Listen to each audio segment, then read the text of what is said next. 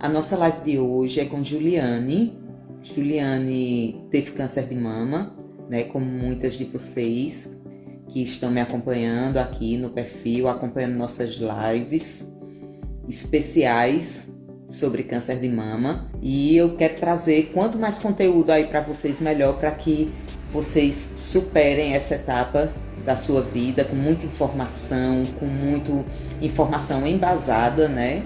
Que é o mais importante, porque na internet a gente encontra todo tipo de informação hoje que nós buscarmos. A questão é saber até que ponto essas informações são de qualidade, são verdadeiras, estão nos trazendo as informações preciosas que nós tanto buscamos, principalmente quando estamos passando por um momento difícil como é esse, né? Do diagnóstico e do tratamento do câncer de mama, e para lhes ajudar a vencer, né?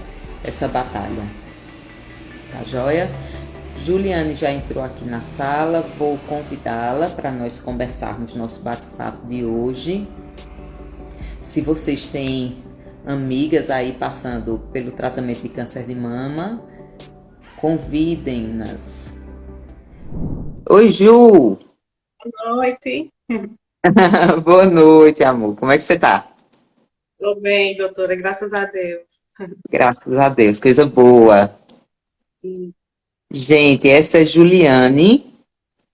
Juliane, minha paciente, e como todas as minhas pacientes que são diagnosticadas com câncer de mama, são pessoas que posteriormente a gente cria um vínculo aí, né, dos anos de convívio, e não deixa de se criar um vínculo afetivo, né, Ju?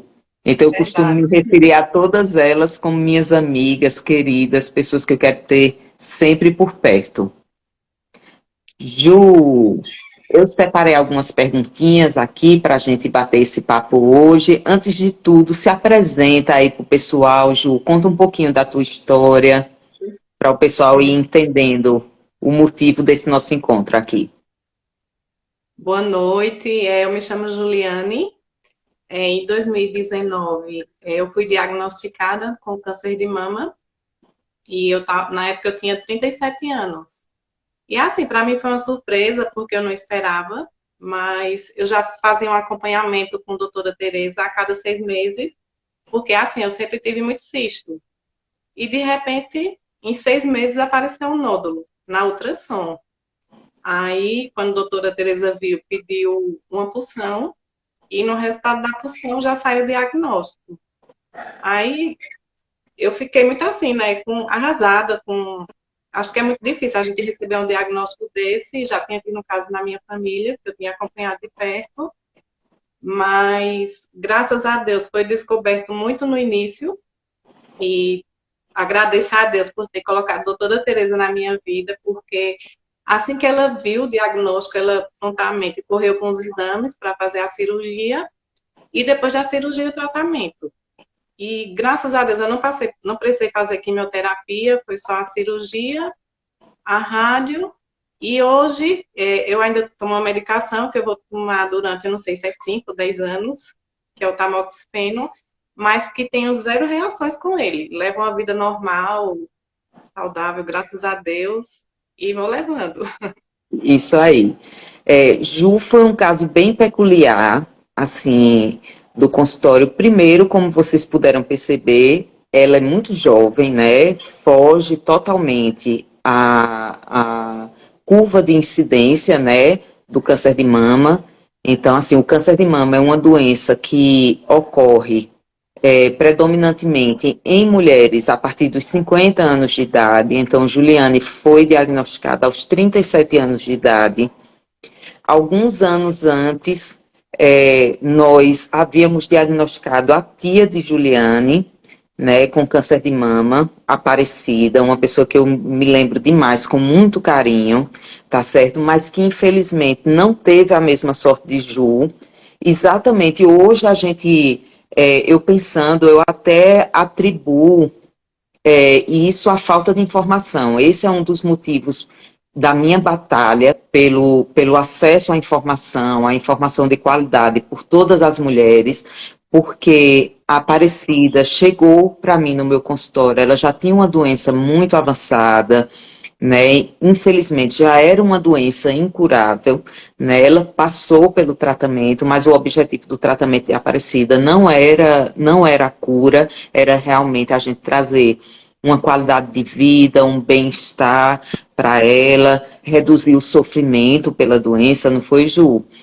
E a partir de então, Juliane continuou fazendo seus acompanhamentos. Ela tem achados benignos, né, que são os cistos mamários, que não são pré-malignos, não são lesões pré-malignas, que não foram o motivo de Juliane ter desenvolvido, né, o câncer de mama posteriormente. E em meio a um desses acompanhamentos de Ju, ela apareceu com um cisto espesso, né, Ju? Eu lembro Isso. bem, né, a gente olhando pelo ultrassom, parecia realmente ser apenas um cisto espesso. Tanto que eu Era. pedi a punção, né, que é um exame mais simples, não imaginei realmente que aquilo ali poderia ser um câncer de mama naquele momento. E, surpreendentemente, chegou esse resultado para a gente, né? Foi um cuidado a mais e a lesão era muito inicial, e Juliane fez o tratamento, fez a cirurgia, não precisou de quimioterapia, como ela falou aí.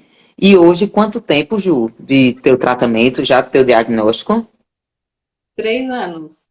3 anos de diagnóstico Isso. aí, e cada vez mais distante do momento do diagnóstico, cada vez maiores as chances de cura, né? Ju vem levando uma vida normal. Como é que é a tua vida hoje, Ju? Como é que você descreveria a sua vida hoje, tendo passado por um diagnóstico de câncer de mama, tendo passado pelo tratamento, graças a Deus, um tratamento minimamente invasivo, não é isso? Mas como é que você descreve sua vida hoje, após essa experiência, para essas mulheres que muitas vezes elas encaram o diagnóstico do câncer de mama como tendo sido uma sentença? É. Assim, eu sempre fazia exames de rotina, uma vez por ano. Só que agora eu estou bem mais cuidadosa, né? Estou indo a cada 6 meses. Alimentação, eu também mudei um pouco assim. Eu parei mais de comer esses alimentos industrializados, refrigerante, eu evito. E atividade física. Atividade física eu sempre estou fazendo. E, assim, é muito importante, né? O diagnóstico precoce. Que a gente, às vezes, por achar que não tenho 40 anos, sou jovem, a gente acha que nunca vai acontecer. Aí é muito importante tá fazendo esse acompanhamento, porque eu fazia acompanhamento só por cisto, né? Nunca imaginava que fosse aparecer um nódulo em mim. E assim, doutora, eu não sei se tem alguma relação, né? Porque eu até fiz o exame, aquele da genética, para ver se tem a ver Sim, alguma coisa sim. com. Mas não deu negativo. Aí eu queria até que a senhora falasse um pouquinho também sobre isso, que tem muita. Eu já falei a algumas amigas, vai fazer o exame, aí ela faz, mas na minha casa, na minha família não houve caso.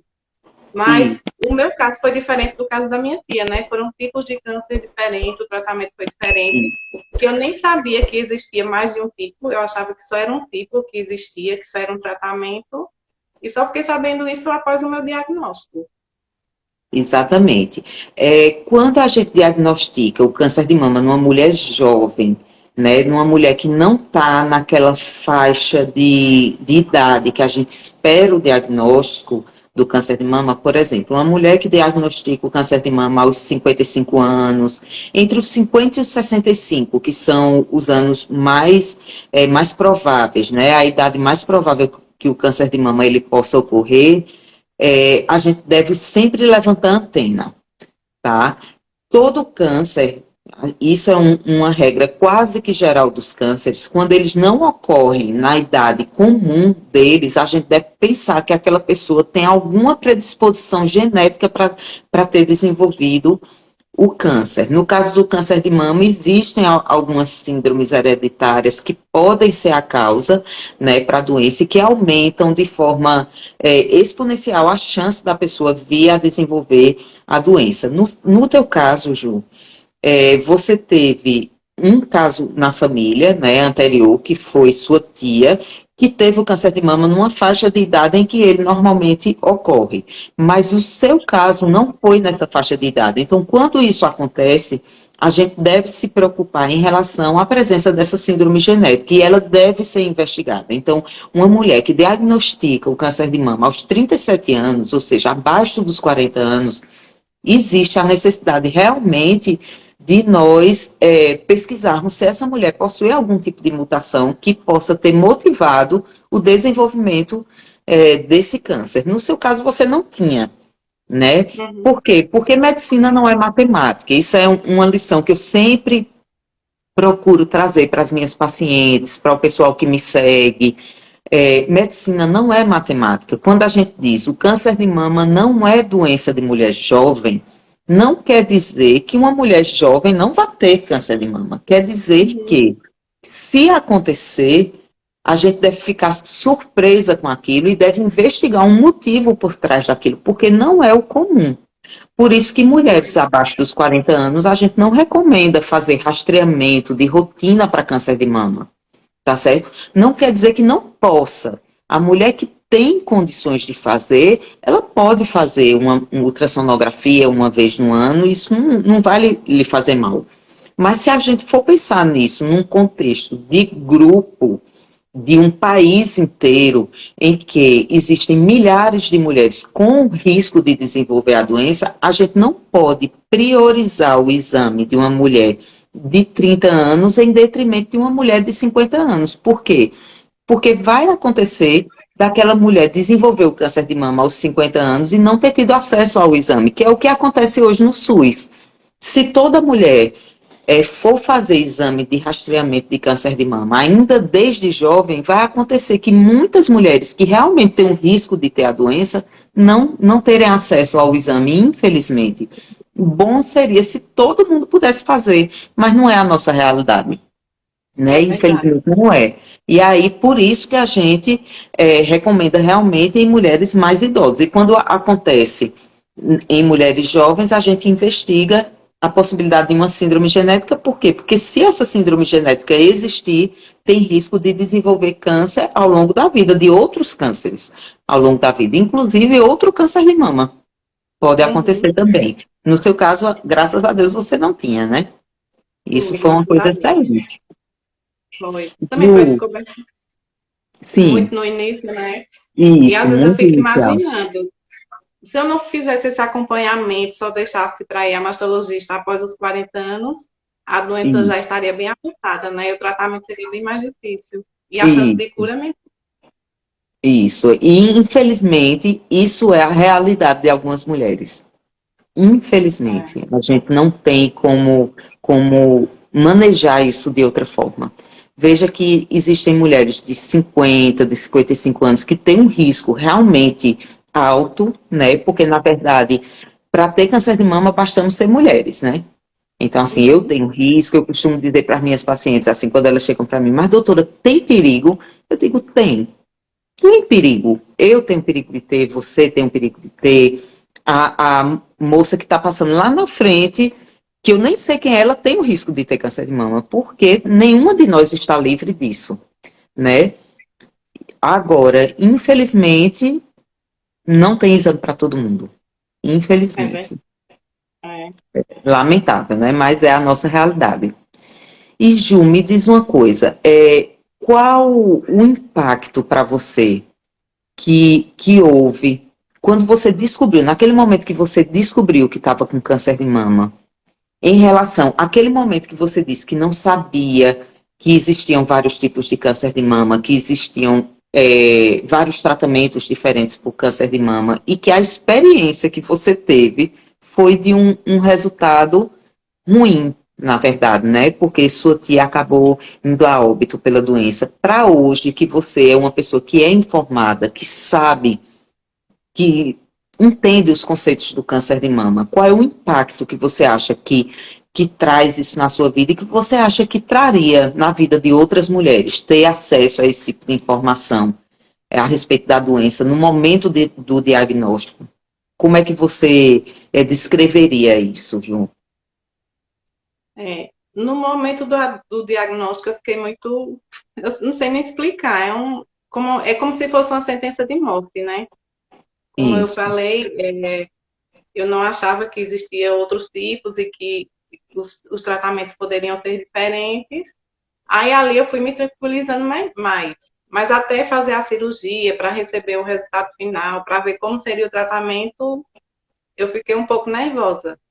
Mas aí depois a gente vai levando, né? Fazendo um dia de cada vez, fazendo o que tem que fazer e vai ficando tranquilo. E hoje é assim, eu procuro passar para as pessoas a importância do diagnóstico precoce. E tenho eu como exemplo, né? De quanto mais cedo a gente descobrir, não passar por um tratamento tão pesado e ter uma chance de cura, acho, não sei quanto é, doutora, 90, 99%, não sei. Isso, é maior do que 95% quando nós descobrimos em estágios como o seu, Pronto, entendeu? É uma chance de cura muito alta. Ainda hoje, eu recebi um comentário, né, num post do meu perfil, em que eu intitulei esse encontro que eu estou planejando aí, que está programado, na verdade, para quarta-feira, dia 28. A gente intitulou esse encontro de Sem Medo do Câncer de Mama. Porque eu acho que a sensação que a maioria das mulheres tem é essa, é o medo. Eu acho que o medo é o que descreve tanto mulheres que não receberam diagnóstico de câncer de mama e que vão fazer os exames, né, de mama. No meu consultório é uma unanimidade. Quando chegam com os exames, todas dizem: doutora, que alívio que eu estou tendo, porque a gente faz esse exame com o coração na mão. Até é verdade. aquelas que descobrem o câncer de mama, qual é o maior medo que uma mulher tem quando descobre o câncer de mama? É o medo de morrer, não é verdade? É o medo de morrer, é o medo de deixar seus filhos pequenos, né? É o medo de deixar a sua família, é o medo de causar tristeza aos seus pais, não é? Então, assim, essa é a mensagem principal que eu quero trazer para as mulheres que me seguem, para as mulheres que estão recém-diagnosticadas com câncer de mama ou que estão passando pelo tratamento do câncer de mama, que vocês não precisam ter medo. Não precisam ter medo. O que a gente precisa é se manter informada. Isso é o mais importante. Porque como é que a gente vai diagnosticar precocemente o câncer de mama? Se a gente tem acesso à informação. E a informação de qualidade, a informação correta. Se o que a gente vê é o quê? São vídeos nas redes sociais dizendo que mamografia causa câncer, que mamografia faz mal, que o câncer de mama não tem cura, que como o comentário que eu recebi hoje no perfil, né? Por que eu não devo ter medo se a maioria das pessoas vão morrer da doença? Isso é uma informação errada. Isso é uma informação equivocadíssima, tá? Hoje, a maioria dos casos de câncer de mama nós curamos. E cada vez mais nós curamos às custas de tratamentos mais leves, como foi o caso de Juliane, que não precisou fazer quimioterapia, que fez uma cirurgia, que não perdeu a mama, não é, Ju? Isso. Não Foi. perdeu, uma cirurgia tranquila, de um pós-operatório tranquilo. Fez a radioterapia por quê? Porque toda mulher que conserva a mama faz a radioterapia. É uma condição do tratamento, tá certo? E que vem tomando seus comprimidos, 5 ou 10 anos, né, Ju? O tempo quem vai dizer e os estudos que vão nos dizer, né? Isso. E que vem levando a vida normalmente, com mais atenção, com mais cuidado, com mais presença em relação à sua saúde, mas que está aí, curada, contando a história, trazendo sua história de sucesso, né, Ju? Que teve aquele momento de aflição no momento do diagnóstico, mas que hoje, como é que você se define, Ju? Você tem confiança em você, no seu tratamento, pelo que você passou hoje, você se definiria uma mulher confiante em relação à doença que você teve? Com certeza. Me sinto assim, mesmo ainda tomando a medicação e fazendo esses acompanhamentos, eu me sinto que já estou curada. Sem dúvida. E é a confiança que nós temos também. E quem que lhe passa essa informação? O que que lhe passa essa informação de confiança? Se não ter tido acesso a informações corretas, Isso. de qualidade, né? Porque você poderia estar recebendo informações que, como eu recebo assim lá no consultório, não, porque a minha vizinha disse que fulaninha morreu, disse que o tratamento não deu certo, que foi feito da forma errada, que essa doença não tem vez para ela, né, Ju? Nada como, Uhum. nada como receber uma informação de qualidade, né? De verdade. Tem que estar à procura da informação correta mesmo, né? Porque hoje a gente tem acesso à internet também, tem muitas fake news, né? Isso. E Aí, aí tem que saber filtrar, né? Tem que aham, tem saber que saber filtrar. sem dúvida. Tem um comentário aqui da Vânia. Ela teve câncer de mama e fez cirurgia há 2 meses. Né? Dia 27 vai saber o tipo de quimioterapia que ela vai fazer. E ela tem 39 anos. Pois é, bem jovem, né? O fato de precisar de quimioterapia, Vânia, é a maioria das mulheres, tá certo? Que vão precisar. A minoria dos casos ainda, infelizmente, são os que não precisam de quimioterapia, que são casos descobertos muito precocemente, que é o que a gente luta aí para que consigamos diagnosticar, né? E que não necessite passar pelo tratamento de quimioterapia, né? Que infelizmente ainda é o tratamento que é mais delicado, né? Um tratamento que requer uma fortaleza maior, né? De quem está passando pelo tratamento, mas que também é uma etapa, tá certo? Você deve encarar isso como uma etapa do caminho que você vai seguir aí rumo à sua cura, né? Que a batalha é por isso aí. Perfeito. Elaine está pedindo para compartilhar a live. Deixe-me ver como é que a gente faz para compartilhar. Manda aí, Elaine, que eu sou meio enrolada Eu com isso também. aqui, viu? Nós temos duas Essa é mulheres a primeira aqui. vez que eu participo de uma live. Ó, aí, então, é o prestígio, gente, é o privilégio. É, Vamos lá. descer na timidez para estar aqui. É verdade. Eu sei que sim, porque Ju é tímida mesmo, viu? Ela tá vindo aqui por mim. É, também. Tem um comentário aqui. Boa noite, fiz mamografia, deu uma lesão BIRADS 2 benigna. Depois fez um ultrassom e disse que tem um caroço, que dói, que não sabe o que fazer. Se perguntando se seria um câncer e se deveria fazer mamografia, ultrassom. O ultrassom não viu direito. Bem, veja só, as lesões BIRADS2, elas são lesões benignas, tá certo? São achados benignos, tá? Agora, não é normal você estar sentindo um caroço na mama, não é normal você estar sentindo dor na mama. A dor, ela não é um sintoma maligno, tá? Não é um sintoma que nos preocupa no sentido de ser um câncer de mama.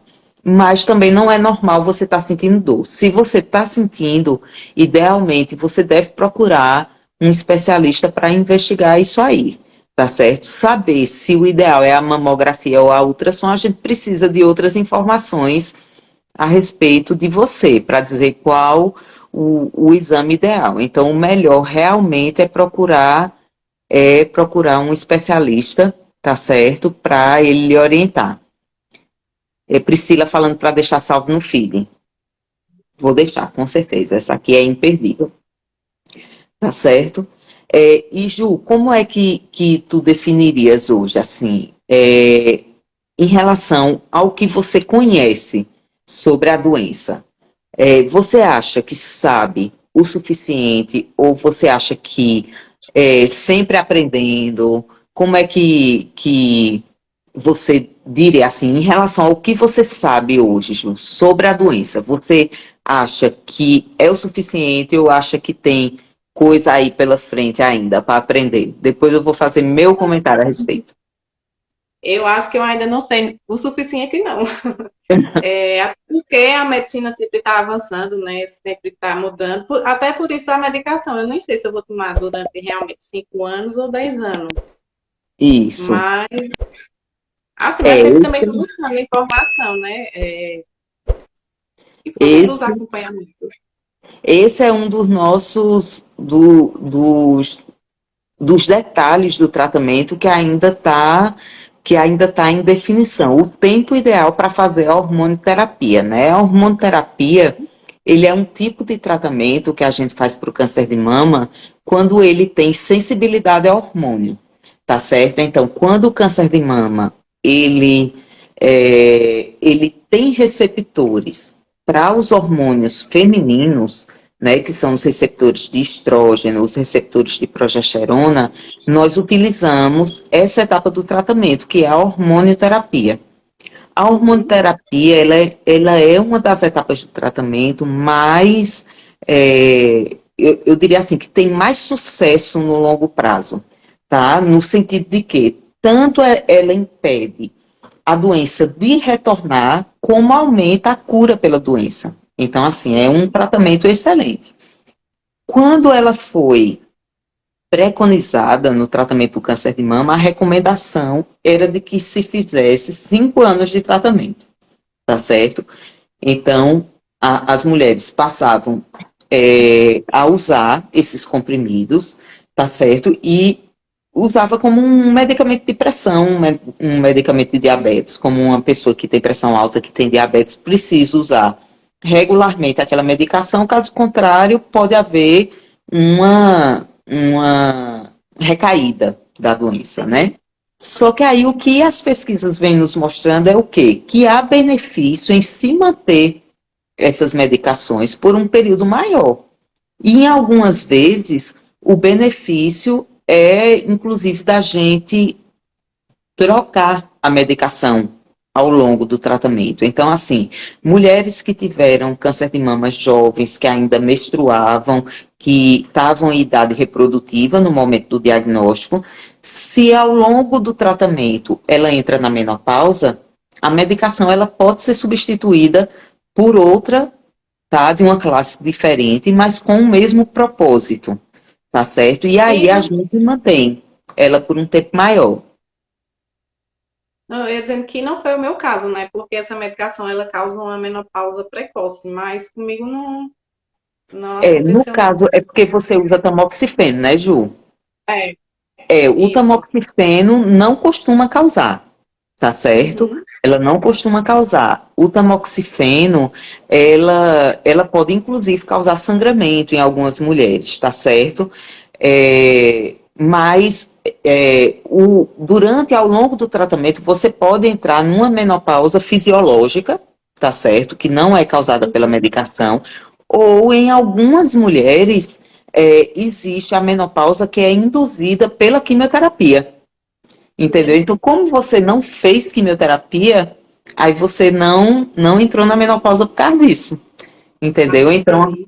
Uhum. algumas mulheres, elas entram na menopausa por conta da quimioterapia e outras mulheres param de menstruar, tá certo? Durante algum tempo, mas até 2 anos após o encerrado a quimioterapia, pode ser Volta. restabelecido os ciclos menstruais, né? Uhum. Acontece com algumas mulheres, tá? Então, assim, como você não entrou na menopausa, então, para você, a medicação de eleição realmente é o tamoxifeno. A gente não usa os inibidores de aromatase, não, porque são medicações que são preconizadas para mulheres que estão na pós-menopausa.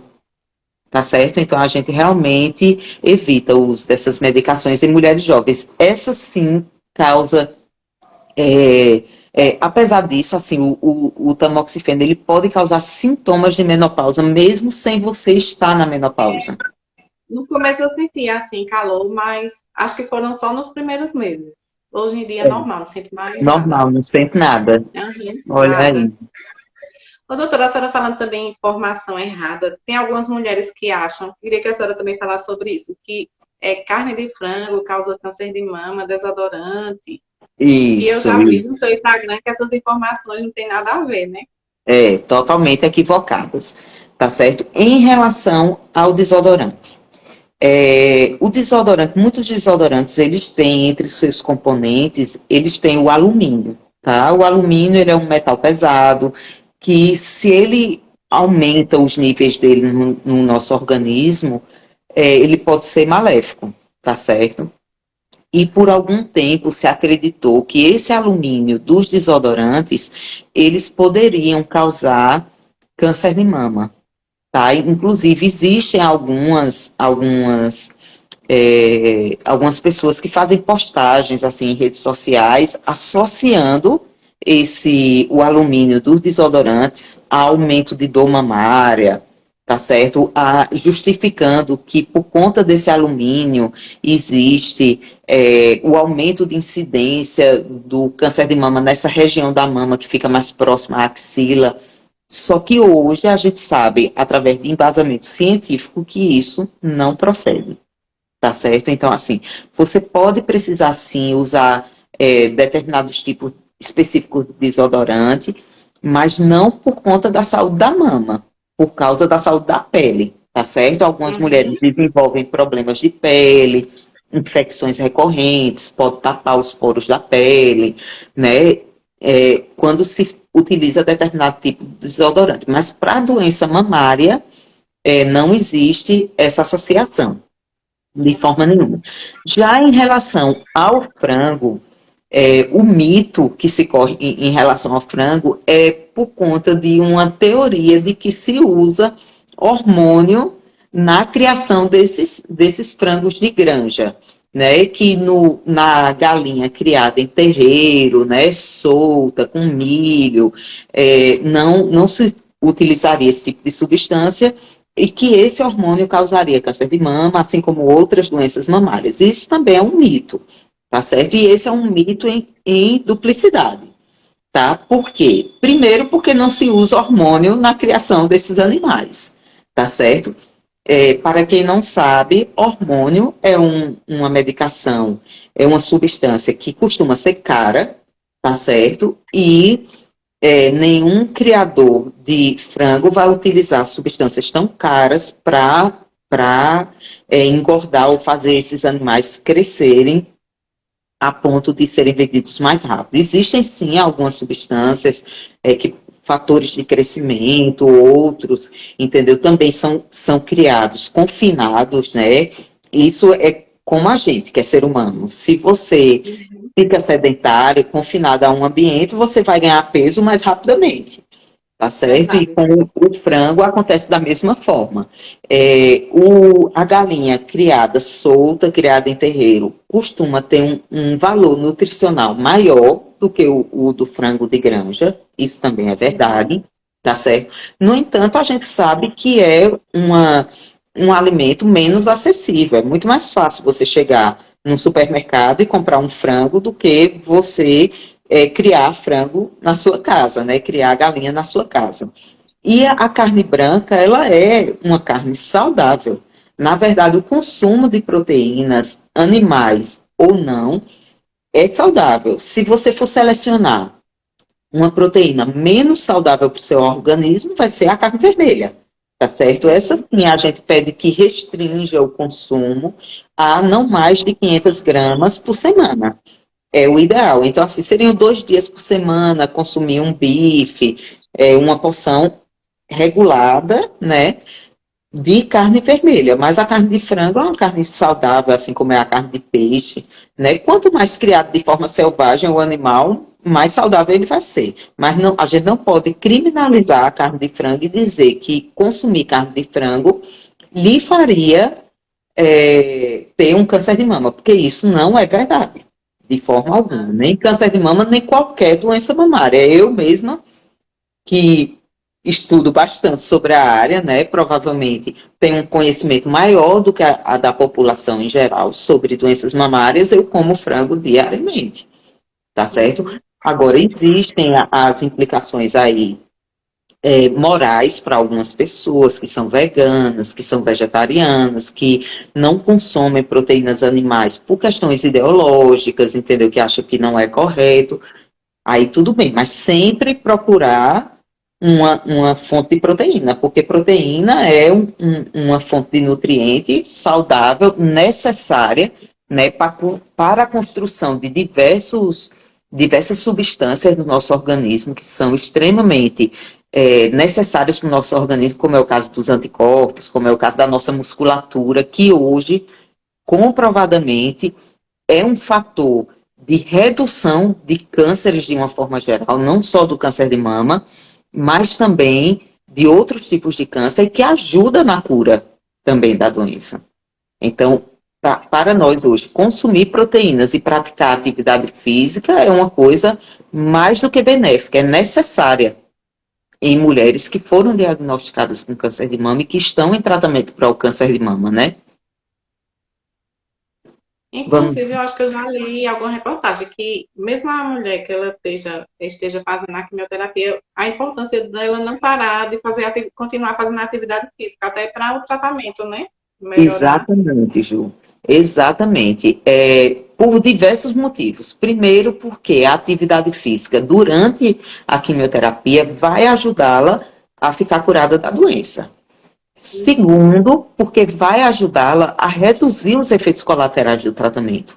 Como a gente comentou agora há pouco aqui, a quimioterapia é a etapa, sem sombra de dúvida, é a etapa mais difícil do tratamento do câncer de uma forma geral, né? Hoje a gente vem tornando cada vez menor a cirurgia para tratamento do câncer de mama, a radioterapia tem sido fracionada cada vez em menos sessões. Então, assim, quando tu fizeste, Ju, foram quantas sessões de radioterapia? Foram 25. Isso, 25 sessões. Hoje existem mulheres que fazem 15 sessões, entendeu? Por quê? Porque todo dia está se estudando sobre a doença, todo dia está surgindo coisa nova, entendeu? Então aumenta um pouco a dose de um lado, reduz o número de sessões. Então, assim, a quimioterapia ainda é uma etapa que requer uma fortaleza maior da mulher que está em tratamento para o câncer de mama. Existem os efeitos colaterais, as náuseas, a indisposição, né? A fadiga, que é aquele cansaço, né? E a atividade física, ela vai comprovadamente reduzir os efeitos colaterais desse tratamento, sem sombra de dúvida. Então, tem que fazer, gente. Tem que fazer. E não é a atividade física, não é só a caminhada. Tá certo? A caminhada, ela é essencial. Traz benefícios do ponto de vista cardiovascular importantíssimos. Traz benefícios gerais para a saúde importantes, mas não pode ser só isso. Tá certo? Não pode ser só isso. A gente tem que ganhar músculo. Mulher perde músculo. Tá certo? O que eu estou fazendo. Exatamente. É musculação, é pilates, é arte marcial, é atividade que vai fazer você ganhar musculatura, porque dos 40 anos para lá, a nossa musculatura é só ladeira abaixo. Ou a gente luta contra a natureza, ou então ela nos derruba. Sem sombra de dúvida. Né? E isso aí é uma coisa que a gente tem que super reforçar, né? Porque a tendência é o quê? Não, diagnosticou com câncer de mama, tem com câncer, de uma forma geral. Agora tem que fazer reforço, tem que se preservar, tem que evitar esforço, né? E não é nada disso. A gente tem que fazer. Agora tem que fazer sob supervisão, né, de um profissional que nos oriente de forma adequada, né? Um educador físico, um fisioterapeuta, né? Idealmente. Aqui tem uma pergunta, Ju, aqui no chat. Eu fiz cirurgia do câncer de mama, está com 1 mês. Eu posso voltar a malhar com quantos meses depois da cirurgia? Veja só. Você deve seguir a recomendação do seu médico assistente, tá certo? Então, assim, o médico que realizou sua cirurgia, ele vai lhe orientar qual o melhor momento de você voltar para a atividade física. Agora, eu vou lhes passar a minha recomendação para as minhas pacientes. O que é que eu costumo dizer-las? Fez a cirurgia, o melhor momento para voltar a se movimentar é nas primeiras horas após a cirurgia, tá certo? Então, fez a cirurgia, não tem esse negócio de ficar com o bracinho parado, de botar tipóia, imobilizar, não. Fez a cirurgia, despertou, tá se sentindo bem, começa a fazer uma caminhada, mexe o braço, se movimenta, não pode pegar peso, tá certo? Mas pode movimentar normalmente. Iniciou-se o período de cicatrização, a ferida operatória está com um aspecto bom, já iniciei imediatamente a fisioterapia, tá certo? A fisioterapia vai reabilitar o membro superior, vai soltar as aderências da cirurgia, vai evitar o surgimento de inchaço, tá certo? Vai lhe orientar, a fisioterapeuta vai lhe orientar como você deve realizar os movimentos, qual a carga de peso que você pode carregar, tá certo? Ela vai lhe orientar em todos esses aspectos, tá? A fisioterapeuta liberou, começa a malhar. Então, assim, por mim, começa logo após o primeiro mês. Se for do ponto de vista médico, o ideal é o quanto antes. Se desse para sair da cirurgia já malhando, seria o ideal. Só que a gente sabe que não pode. Então, eu prefiro que a fisioterapeuta, ela diga o momento que a pessoa está reabilitada para voltar a levantar carga, tá certo? Porque a musculação é um exercício de carga, né, de peso.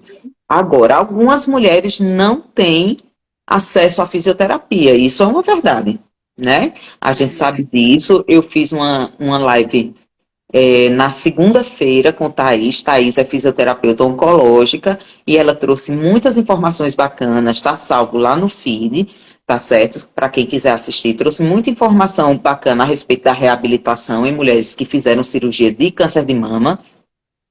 E um dos comentários de Thaís foi que infelizmente a gente não tem acesso, né, à fisioterapia, né?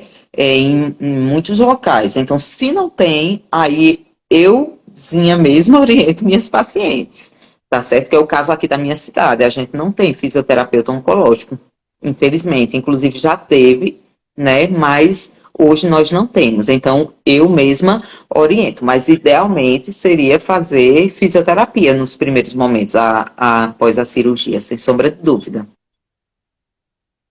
Deixa eu ver aqui mais algum.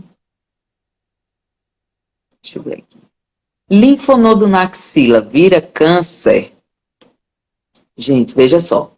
Os linfonodos, eles são órgãos do nosso corpo, tá certo? Então, assim, do mesmo jeito que a gente nasce com olhos, boca, nariz, coração, pulmão, a gente nasce com linfonodos também, tá certo? Os linfonodos, eles têm duas funções no nosso organismo. A primeira delas, ele tem uma função de defesa, tá certo? Então, defesa contra agentes infecciosos, agentes externos. Então, o que é que acontece?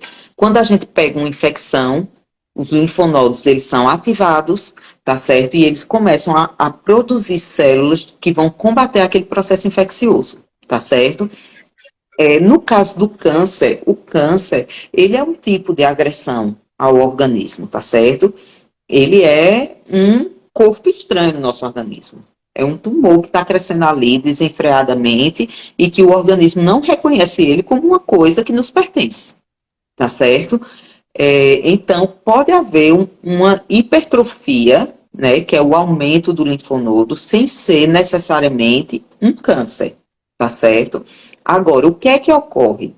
Os linfonodos, a segunda função deles é bombear o tecido linfático para a região central do nosso corpo. Então, os líquidos que nós temos nas nossas periferias, nas mãos, nos pés, nas pernas, eles são levados para o centro do nosso corpo, para o coração, por meio das veias e dos vasos linfáticos, tá certo? Então, quando o câncer está em um determinado órgão, através desses vasos linfáticos, o câncer entra lá e como se fosse uma rodovia, ele caminha dentro daqueles vasos linfáticos e se instala nos linfonodos, tá certo? Então, no caso da mama, ela drena líquido para os linfonodos da região das axilas, tá certo? Então, nós temos por obrigação, no tratamento do câncer de mama, investigar esses linfonodos da axila, tá certo? Por isso, no teu caso, Ju, tu lembras qual foi o tratamento que tu fizeste? Foram retirados, acho que só 5 linfonódulos. Não precisou esvaziar, não. Não precisou esvaziar. Exatamente. Ju foi submetida a uma pesquisa de linfonodo sentinela, tá certo? Que a gente faz um teste, né? Injeta uma substância na mama e essa substância que nós injetamos na mama, ela vai fingir que é o câncer, tá certo? Ela finge que é o câncer e percorre o caminho que o câncer percorreria para chegar nesses linfonodos da axila, tá certo? E aí a gente capta esses linfonodos que estão lá e manda para exame. Se o linfonodo não estiver doente, a gente não esvazia. E foi o que aconteceu com Ju. A gente fez esse teste durante a cirurgia e, felizmente, Ju não tinha nenhum outro gângliozinho doente na axila, tá certo? Então, o linfonodo, respondendo à pergunta, o linfonodo pode virar câncer? Pode virar câncer. Não é ele que vira, ele pode ser atingido por um câncer, tá certo? Isso é o que a gente chama de metástase axilar. Além disso, também existe o câncer que é próprio do linfonodo, que são os linfomas, tá certo? Os linfomas são os cânceres do sistema de defesa do nosso organismo, entre eles dos linfonodos. Então, eles podem ser atingidos por um câncer. Mas não é porque apareceu linfonodo no seu exame que você vai achar que está com câncer, porque o normal é aparecer linfonodo, tá certo? O que não é normal é o linfonodo estar doente. Isso é que não pode. Certinho? Ficou claro? Tu entendeste, Ju? Entendi, sim. Ai, ótimo. Pronto, você é meu termômetro, tá certo? Aqui, Rose está agradecendo por compartilharmos aqui nossos conhecimentos, Ju. Eu também agradecendo esse convite que foi feito com muito carinho. Eu também agradeço, viu, doutora, por participar de um tema tão importante assim, né? E também alertar as mulheres a fazer o exame, não ter medo. E quem estiver passando por tratamento, ter fé em Deus, que vai dar tudo certo. Isso, sem sombra de dúvida. E a Isso é o mais cura vai importante. chegar. Vai chegar. E para isso a gente não pode ter medo, né, Ju? Tem que Verdade. Tem que enfrentar. tem que ter coragem. E a forma de você não temer é você procurar conhecer, tá certo? Procure conhecer a respeito da doença. Pergunte para o seu médico. Pergunte para pessoas que têm opiniões confiáveis, tá certo? Pergunte tudo o que você quiser saber, tá certo? Não saia com dúvidas, porque a gente não pode ter dúvida diante de uma doença que gera tanta aflição, né? Nas mulheres, nas pessoas, e que atinge tantas mulheres, né? Atinge tantas mulheres. Hoje o câncer de mama é a doença oncológica que mais atinge mulheres no Brasil e no mundo. Então, a gente tem que estar sempre com ele na nossa mira, né? Para a gente tratar e combater da melhor forma. Tem um outro comentáriozinho aqui. Infelizmente, é uma triste realidade a falta de fisioterapeutas especializados, sem dúvida. Tanto em alguns planos de saúde quanto na saúde pública. Na saúde pública, Rose, é o que a gente mais tem dificuldade. Esse aí, se não for um centro especializado, um centro de referência, realmente fica super complicado, viu? Identificar. E é super necessário, né? Um profissional que faz toda a diferença no tratamento do câncer. Deixa eu ver aqui. Rose precisou esvaziar e até hoje tem necessidade de realizar a drenagem linfática por conta da retenção de líquido. Exatamente. E mais importante do que isso, Rose, nós comentávamos também na live que eu tive com o Thaís, que só a drenagem linfática ela não é suficiente, né? Precisa se fazer fisioterapia oncológica mesmo, porque o que previne o surgimento do linfedema, que é esse inchaço que você está tendo, é exatamente a fisioterapia, né? Existem técnicas específicas de fisioterapia. Em relação ao fibroadenoma, alguma relação com o câncer de mama? Bem, o fibroadenoma, ele é um nódulo benigno, tá certo? Ele é o nódulo benigno mais comum da mama, ocorre com muita frequência também, tá certo? 80% dos nódulos mamários são benignos, não são cânceres, e desses 80%, um percentual altíssimo deles são fibroadenomas. Os fibroadenomas não são considerados lesões pré-malignas, então, se você tem um fibroadenoma, não deve se preocupar quanto à possibilidade dele virar câncer, a menos que ele tenha alguma característica além de ser um fibroadenoma qualquer, tá certo? Então, assim, fibroadenomas que nós chamamos de complexos, que são fibroadenomas com cistos no seu interior ou com algum outro tipo de patologia de achado histológico, juntamente com ele, com o diagnóstico de fibroadenoma, esses sim requerem mais atenção, tá certo? Então, o mais importante é ter o acompanhamento de um especialista, tá certo? Mas, via de regra, fibroadenoma não é lesão pré-maligna não, tá certo? Beijo, muitas mensagens aqui, parabenizando, agradecendo. Eu que agradeço imensamente, tá certo?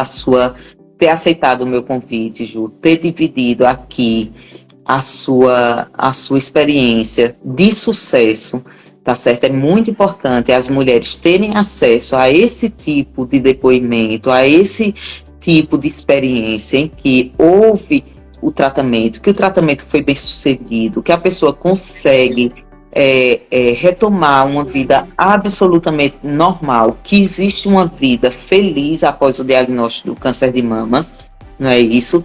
Essa é a grande mensagem que a gente traz hoje, tá certo? Ju, obrigada, viu? Um beijo Obrigada bem também. carinhoso. Outro.